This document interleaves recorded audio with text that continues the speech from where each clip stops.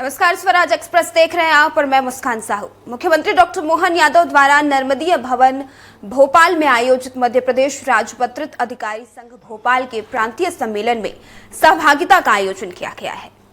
आप देख रहे हैं लाइव तस्वीरें। ऐसे मुख्यमंत्री जिसे मैं यही निवेदन करूंगा कि आपके मंत्रिमंडल के अलावा आप हमारे जो विधायक महोदय हैं, ये बहुत ही हम लोगों का एनी टाइम ध्यान रखते हैं। और अभी वर्तमान में स्मार्ट सिटी का जो उद्घाटन कराया था, जिसमें हमारे कर्मचारियों के लिए आवास की सुविधा के लिए मुख्यमंत्री जी महोदय पहुंचे थे। मंच के माध्यम से मैंने तो पहली बार सुना है कि किसी विधायक ने अधिकारी कर्मचारियों के हित के डीए की मांग की हो, डीए और डीआर की मांग रखी थी। आशा है हमारे माननीय मुख्यमंत्री महोदय, हमारे मुख्य अतिथि महोदय, हम अधिकारी कर्मचारियों की उस मांग को मैं इस मंच से भी रखूंगा। निवेदन करता हूं कि आगे इस पर निर्णय लेंगे, ये उनका स्वविवेक है। उक्त संबंध में हमारे जो मंच पर आसीन मुख्य अतिथि महोदय के साथ विराजमान हमारे विशिष्ट अतिथि श्री महेंद्र सिंह जी, आप वर्तमान में संगठन के यहाँ भोपाल के प्रभारी हैं, हमारे बड़े भाई की तरह हैं। आप हमेशा हम लोगों को सहयोग और मार्गदर्शन देते रहते हैं, चाहे आम नागरिक हो, चाहे अधिकारी कर्मचारी हो। और हमारे संघ के पितृ पुरुष के रूप में पधारे हमारे पूर्व अध्यक्ष दोनों बैठे हुए हैं, हमारी दो पीढ़ी यहाँ बैठी है, श्री अमर सिंह जी परमार और श्री एस.एस. दांगी जी। आप दोनों का सहयोग और मार्गदर्शन हम लोगों को सदैव संबल देता रहता है। संघ के बारे में हम बता दें कि राजपत्रित अधिकारी संघ सदैव, आज के इस कार्यक्रम में एक चीज मैं भूल गया था, हमारे विभिन्न संगठनों के जो पदाधिकारी और प्रांताध्यक्ष भी पधारे हैं, प्रांतीय भी हमारे पदाधिकारी आए हुए हैं। इसके अलावा हमारे जो महिला वर्ग है, महिला हमारे साथी हैं, प्रेस मीडिया, सभी को मैं प्रणाम करता हूं। संघ के तारतम्य में जो हमारे विभिन्न संगठन हैं, उन संगठनों में राजपत्रित अधिकारी संघ सदैव एक बड़े भाई की भूमिका में रहता है। राजपत्रित अधिकारी संघ एक तरह से आप सभी को मालूम है, लोकतंत्र के एक स्तंभ, कार्यपालिका का मेरुदंड है। राजपत्रित अधिकारी ऊपर को भी बैलेंस करता है, नीचे को भी बैलेंस करते हुए सभी तरह की योजनाओं का क्रियान्वयन करता है। हमने राजपत्रित अधिकारी संघ के 2 प्रकोष्ठ भी बनाए हैं। हमारे पेंशनर्स के रूप में पेंशन प्रकोष्ठ के अधिकारी श्री हमारे प्रांतीय अध्यक्ष श्री सुरेश वर्मा जी हैं। वो जो हमारे सेवानिवृत्त अधिकारियों को सबसे अधिक आवश्यकता होती है, सेवा निवृत्ति के बाद कई लोगों के जो प्रकरण निराकरण नहीं होते हैं, उनके लिए संघ एक अहम भूमिका अदा करता है। महिलाओं के लिए दूसरी ज्योत्सना गुर्जर जी हैं, महिला प्रकोष्ठ की अध्यक्ष। वो महिलाओं के तारतम्य में आगे ध्यान रखती हैं। और मांगों के संबंध में, चूंकि अब हमारे किसी भी प्रांतीय सम्मेलन जब भी होते हैं, वार्षिक सम्मेलन, उसमें विभिन्न संगठन आते हैं और अधिकांशतः हमारे जो जिला और संभाग के अध्यक्ष रहते हैं, उनसे हम विशेष चर्चा करने के पश्चात एक जो ज्ञापन तैयार करते हैं, उन ज्ञापनों में अधिकांश, मैं आपको बता दूं इस मंच के माध्यम से, 3 अधिकांश मांगे ऐसी हैं जिसमें सरकार का कोई आर्थिक बोझ नहीं है। दूसरा मेन संकल्प जो भारतीय जनता पार्टी सरकार ने 2023 में संकल्प में जो बातें कर्मचारियों के हित में की थी, उनके तारतम्य में भी मैं इस मंच के माध्यम से अवगत कराना चाहूंगा। वैसे बीच बीच में शासन को देता रहता हूं। माननीय जी से मेरा ये निवेदन है कि जो मांगों के स्वरूप में है, मैं संक्षेप में 2-4 चीजें बता देता हूं कि पूरे प्रदेश में अभी हम लोग केंद्र सरकार से 55% डीए डीआर के रूप में पिछड़े हुए हैं। मैं माननीय मुख्य अतिथि महोदय से निवेदन करता हूं कि डीए और डीआर हमारे सेवानिवृत्त साथियों के लिए आज नहीं तो कल सरकार को देना ही है। तो क्यों न आज इस शुभ घड़ी में हम लोगों के बीच माननीय मुख्यमंत्री जी इसकी घोषणा करते हैं, तो ये हम सभी का सौभाग्य होगा। इसमें डीए के अलावा पदोन्नतियों के बारे में माननीय मुख्यमंत्री महोदय ने बताया ही है कि शीघ्र ही हम कोई न कोई रास्ता निकाल के आदेश जारी करने वाले हैं। पदोन्नति के आदेश की प्रत्याशा में है। और सबसे खुशी की बात यह है कि हमारी पदोन्नति और एचआरए और विभिन्न भत्ते जो वर्षों से फ्रीज थे 2016 से, वो माननीय मुख्यमंत्री महोदय के द्वारा फ्रीज किए हुए एचआरए और अन्य भत्ते प्रदाय किए गए और पदोन्नति का भी आदेश शीघ्र जारी होगा। इसमें एक और सरकार की मंशा के अनुरूप आप संकल्प पत्र में डीए का एक था, दूसरा था सभी कर्मचारियों की सेवानिवृत्ति आयु एक समान करना। अभी प्रदेश में कुछ विभागों में 65 है, कुछ में 62 है। या तो 65 से 62 हो जाए सबकी, या 62 से 65 हो जाए। ये विचार है, क्योंकि संकल्प में है, हम मांग नहीं कर रहे हैं। एक रूपता करना। तीसरा संकल्प में 300 दिवस के अर्जित अवकाश का था। 300 दिवस का सरकार की मंशा के अनुरूप आदेश जारी हुआ, लेकिन वास्तव में हमें मिलता नहीं है, क्योंकि 91 का जो गणना फार्मूला है वो उसमें डला हुआ है। तो मेरा ये निवेदन है कि ये वित्त विभाग से अलग से इसमें संशोधित इसको 91 का फार्मूला हटाकर हमें 300 दिन के अर्जित अवकाश का दिया जाए। और पदोन्नतियों के बारे में तो बताया ही है। इसमें हमारे 2016 से मेरा ये निवेदन है कि आदेश दिनांक से हमें आर्थिक लाभ, हमारे जो 2016 के बाद हजारों साथी सेवानिवृत्त हो गए हैं, उनको आर्थिक लाभ नहीं, कम से कम पदनाम उनको मिले। ये मैं इस मंच के माध्यम से मांग करता हूं। उस पदोन्नति के जो आदेश हो उसमें ये चीज मेंशन रहे कि जो रिटायर्ड लोग हो गए हैं उनको भी पदनाम मिल जाए कम से कम, ऐसा मेरा निवेदन है। और पदोन्नति का बहुत पहले से मैं ये मांग करते आ रहा हूं कि पदोन्नति का एक ही रास्ता है कि जिस तरह से बेस्ट पदोन्नति आईएएस, आईपीएस, डिप्टी कलेक्टर, वित्त विभाग में 5 स्तरीय वेतनमान है, उसमें किसी को कोई ऑब्जेक्शन नहीं होता। उसमें वरिष्ठता के आधार संगठन प्रभारी जिला भोपाल,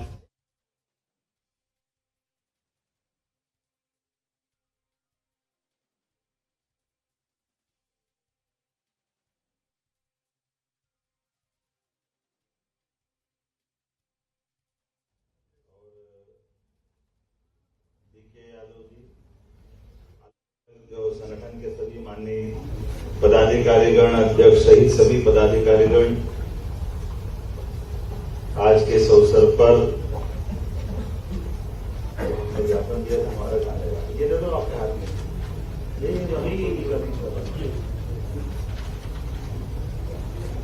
जब मैं अपने राज्य के राजपत्रित अधिकारी संघ के सम्मेलन में आकर के शामिल हो रहा हूं, तो मुझे सर्वप्रथम तो पहलगांव के अंदर जिस प्रकार से घटना हुई है और हम सब देख रहे हैं कि पूरा देश, क्या हिंदू, क्या मुसलमान, क्या कश्मीर, क्या हमारा मध्य प्रदेश, सारे प्रदेश, सारे समाज, सारे संगठन सब एकजुटता के साथ पहली बार यशस्वी प्रधानमंत्री के साथ अपोजिशन भी, पक्ष वाले भी, सारे लोगों ने एकजुटता से इस नृशंस हत्याकांड की निंदा भी की है और इसके खिलाफ कठोर कार्रवाई के लिए हमारे यशस्वी प्रधानमंत्री को न केवल देश बल्कि विश्व से भी सब प्रकार का समर्थन मिल रहा है। और ये बात भी सही है, आज हमने सबने मन की बात भी सुबह मैंने सुनी है, हमने कई लोगों ने सुनी होगी, और यशस्वी प्रधानमंत्री श्रीमान नरेंद्र मोदी जी ने पुनः दोहराया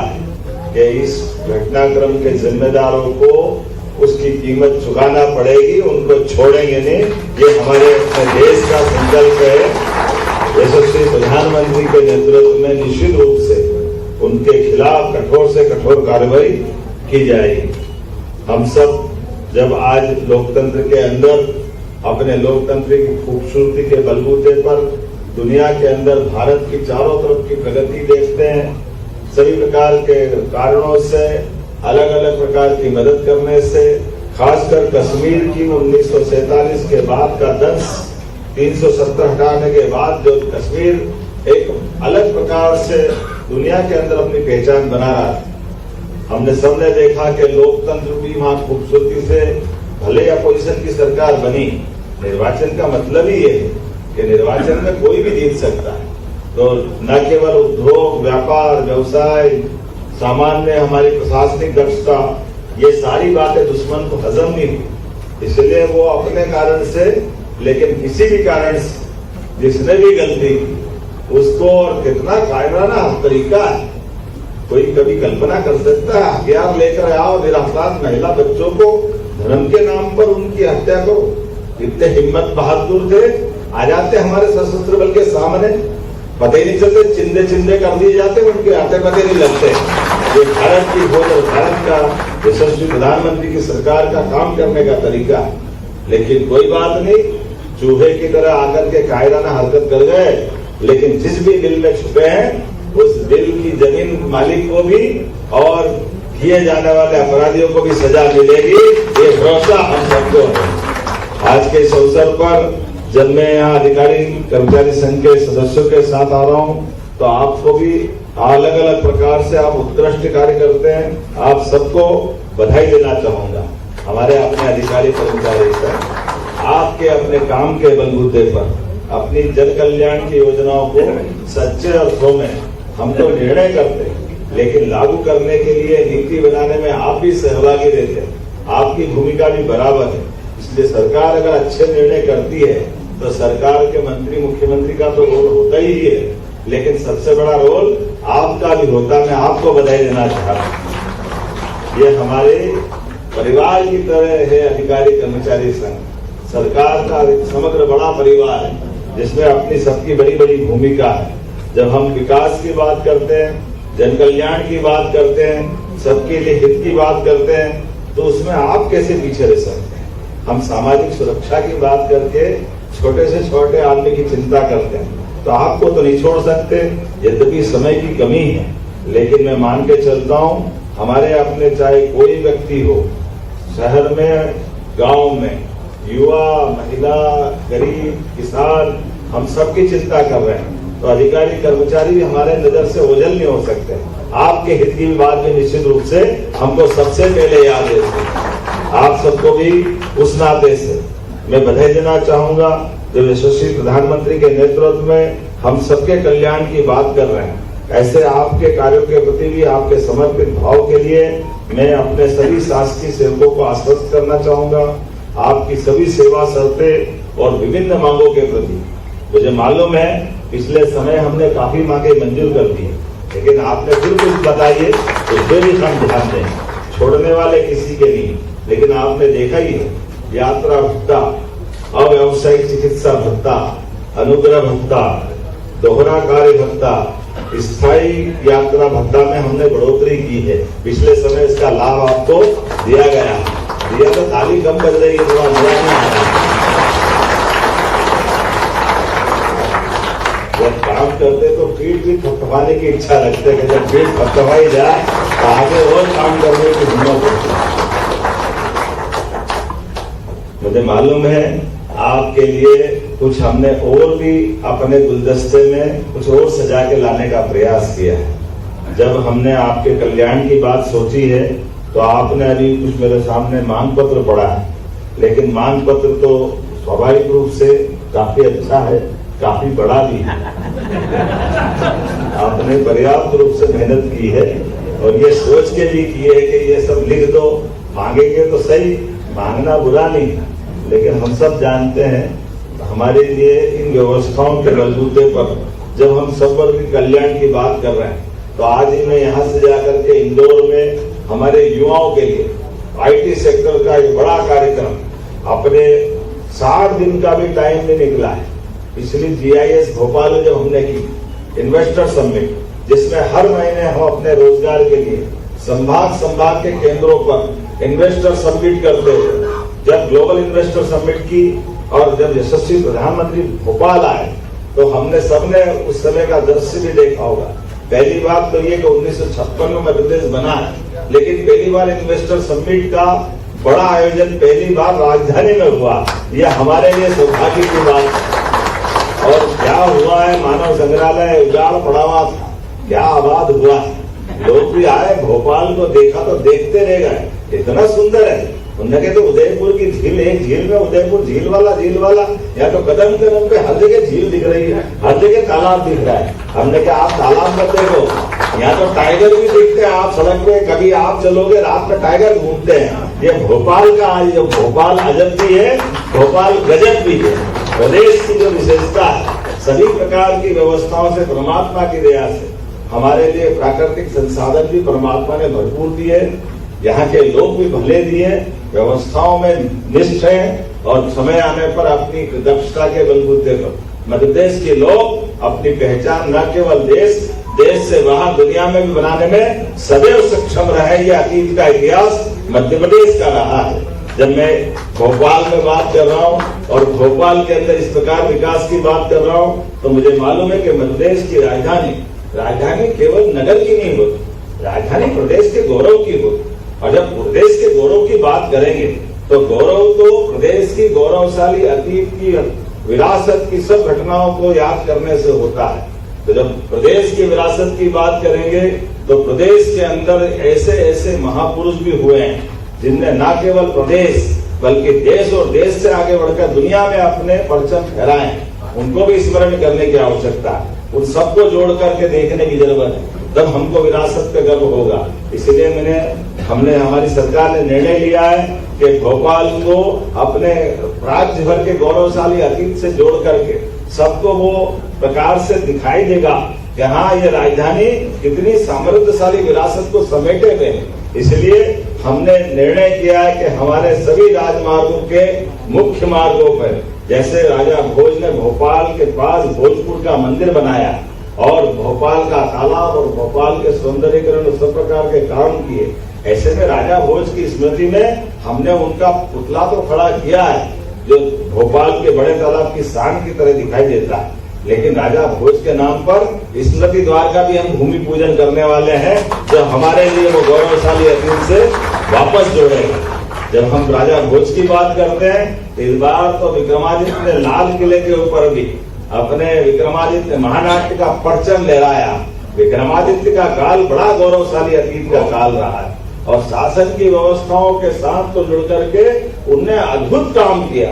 विक्रमादित्य के काम करने की तरीके देखो, वो दिन में रात में 24 घंटे अपनी जनता के लिए, अपने लोगों के लिए अपनी जान हथेली पे लेकर के सुशासन की उत्कृष्ट मिसाइल उदाहरण अगर कोई है तो विक्रमादित्य का सुशासन है।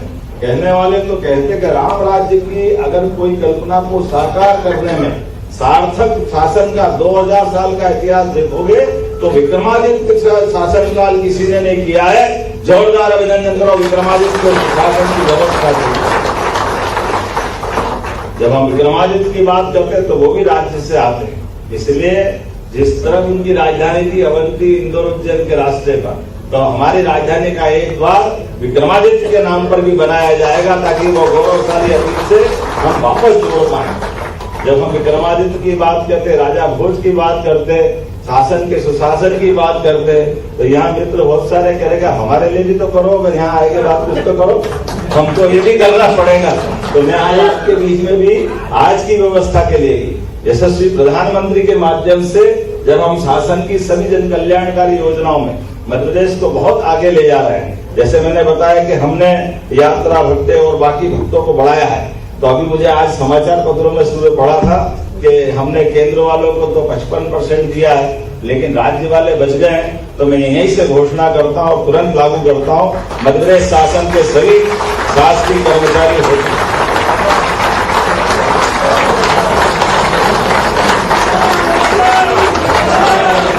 1/7/2024 से 3% और 1/1/2025 से 2% महंगाई भत्ते की अतिरिक्त किस्त भी स्वीकृत की जाती है। इसका अर्थ है हमारे अपने राज्य के अंदर भी सभी शासकीय कर्मचारियों के लिए भारत सरकार के कर्मचारियों के समान आपको भी 55% का भत्ता दिया जाएगा। महंगाई भत्ते में वृद्धि के फलस्वरूप एरियल की राशि का भुगतान 5 समान किस्तों में जून 2025 से अक्टूबर 2025 तक दिवाली अच्छी बना करके किया जाएगा। दिवाली हमारी आनंद से बने। ऐसे हम सब जानते हैं, जब आप दो चार खड़े हुए बाकी को मजा नहीं आया तो मैं भी नहीं कह सकता।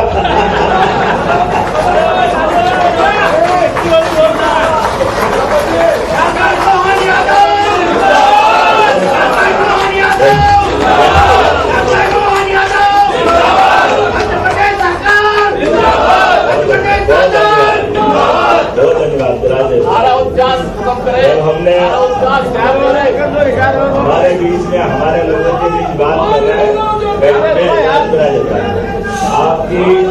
आपकी विनम्रता को, आपके प्रोत्साहन को प्रणाम करता हूँ। हम सब मिलकर के एक एक करके सारे वो काम कर रहे हैं जिन कामों के बलबूते पर हमारे लिए वर्तमान समय में जवाबदारी भी दी है और सरकार की सब प्रकार की व्यवस्थाओं को चलाने के लिए जो ग्रोथ इंजन का काम कर रहे हैं। आपकी वो ताकत है जिसके भरोसे से हमारी योजनाओं का नीचे जैसे शरीर के अंदर जो हमारे शरीर के सब अंग काम करते हैं, लेकिन सच्चे अर्थों में जो हार्ट काम करता है वो कोई नहीं करता। ये हार्ट के रूप में हमारे अधिकारी कर्मचारी हैं। जिनके माध्यम से नस नाड़ी तक ये रक्त से जीवन की ऑक्सीजन पहुंचाने का काम होता शरीर में, वो भूमिका आप सबकी है। मैं आप सबको बधाई देना चाहूंगा। जब ये बात मेरे ध्यान में आई है कि 2016 से पदोन्नति लटकी हुई है, हम प्रयास कर रहे हैं बहुत जल्दी सबकी अपने सारे वर्गों के लिए समान रूप से उन्नति कराने के लिए अवसर खोलेंगे ताकि इन सबको इसका लाभ मिले और उम्मीद करेंगे आने वाले समय में जो आपने कहा वो सब भी लाभ दिलाएंगे। मुझे बताया गया कि उच्च शिक्षा विभाग में और कई विभाग में कई सारे लोगों की जब भर्ती होती है फिर 2-4 साल की छुट्टी तो पद खाली पड़े रह जाते हैं। मैं समझ नहीं पाता हूँ ऐसा क्यों होना चाहिए। भाई जब भर्ती पीएससी खोलेगी तब वापस भर्ती करेंगे तो इसका दुष्परिणाम क्या हुआ कि आजादी के बाद 3-4 बार ही भर्ती हुई जब पीएससी की हमने प्रबंधन किया। सारे विभागों के अंदर जिनके पद स्वीकृत है पीएससी खाली होने के साथ ही भर्ती करने का अभियान चलाए, कोई पद खाली नहीं रहे, हमेशा ही पद भरे न। ये सभी विभागों के लागू हो। जब शासन के पद मंजूर है, व्यवस्था ऑलरेडी है, तो क्यों अपने को किसी का इंतजार करना, काहे की बार बार स्वीकृति लेना। कोई स्वीकृति लेने की जरूरत नहीं। एक बार पद स्वीकृत है इसका मतलब रिटायरमेंट के साथ पारिवारिक प्रोसेस विभाग करेंगे और अपने अपने पदों पे योग्य नए कूद को नियुक्ति मिलेगी। आज के इस अवसर पर बोलने के लिए तो बहुत कुछ है, लेकिन आज मुझे बहुत सारे कार्यक्रम में जाना है। ढेर सारे कार्यक्रमों में जाने के कारण से मैं आपसे विनम्रता से महेंद्र सिंह जी से उनका भी समय मैंने लिया है। भगवान भैया आपके बीच है ही सही, लेकिन आप सबके साथ मिलकर के जो बात करने का मजा आता है उसकी बात ही कुछ और है। हम और आप सब मिलकर परमात्मा के दया से, बाबा महाकाल की कृपा से और अच्छा करते जाएं, ये आज के अवसर पर अपेक्षा करते हुए पुनः आपके सम्मेलन के प्रति शुभकामना देता हूँ, बधाई देता हूँ। बहुत बहुत धन्यवाद। भारत माता की जय।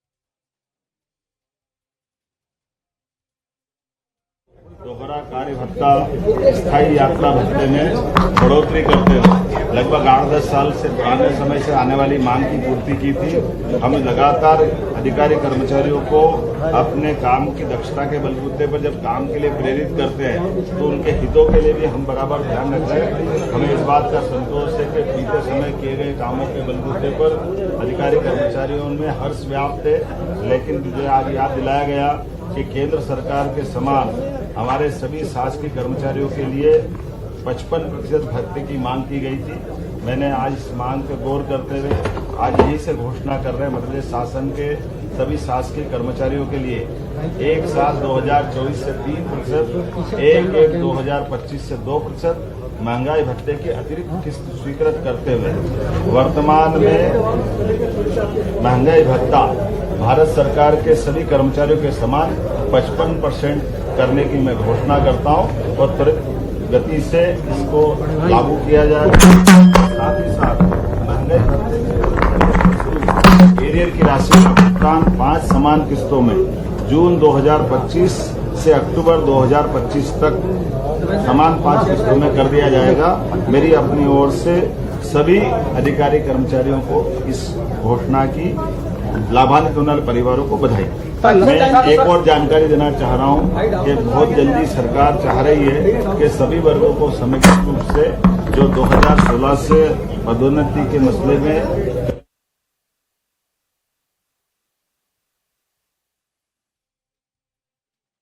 और अधिकारियों से भी दोनों वर्गों से बात कर रहे हैं कि कुल मिलाकर के बीच का रास्ता निकालते हुए हमारे अपने पदोन्नति के द्वार भी खोले जाए। मैं मान के चलता हूं कि हमारे भगवान महाकाल चाहेगा तो जल्दी वो अवसर आएगा जब हम इसकी घोषणा करते न केवल घोषणा उसको लागू भी कर पाएंगे। पाकिस्तान ने जो कायराना जारी करी थी, मैं इस बात के लिए मैंने बीते दिन हेडक्वार्टर पुलिस में जाकर के हमने न केवल इस बात की समीक्षा की बल्कि भारत सरकार के दिए गए दिशा निर्देश के पालन के लिए एक एक पाकिस्तानी व्यक्ति को चुन चुन करके उनको उनके जगह पहुंचाने के लिए गृह मंत्री माननीय प्रधानमंत्री जी जिस प्रकार से इस पूरे पहलगांव की घटना को लेकर के हमारे सबसे अपेक्षा कर रहे हैं, हमारी राज्य सरकार उसके लिए कटिबद्ध है। शासन की व्यवस्थाओं के आधार पर समाज भी इस बात से लिए एकजुट है कि हर हालत में पहलगांव के दोषियों को दंडित किया जाना चाहिए।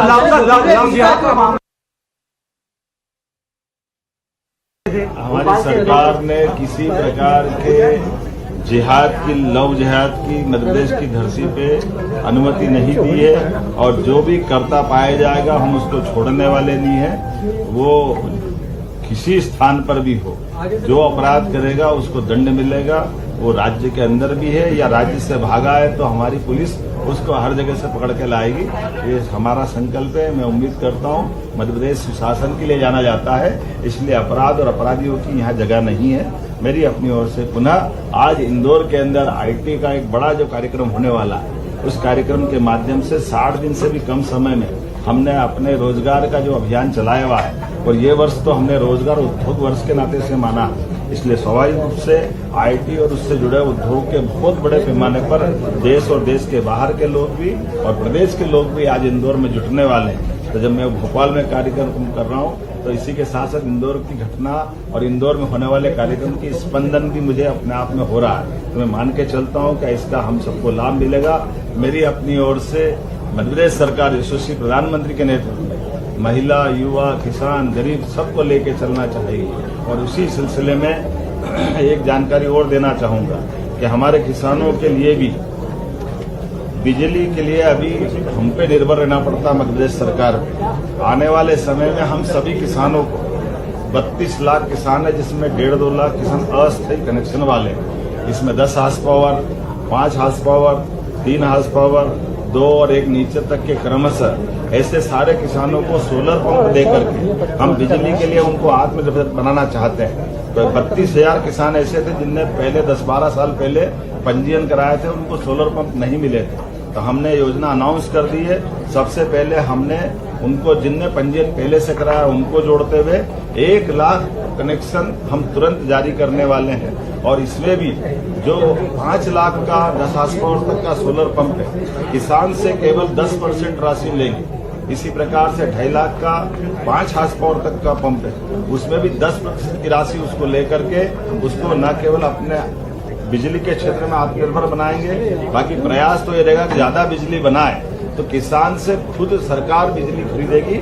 इस संबंध में भी हम काम कर रहे हैं, इसकी जल्दी घोषणा की जाएगी। मेरी अपनी ओर से किसान भाइयों को, आईटी से जुड़े युवाओं को, आकांक्षी युवाओं को, नए उद्यमियों को सबको बधाई।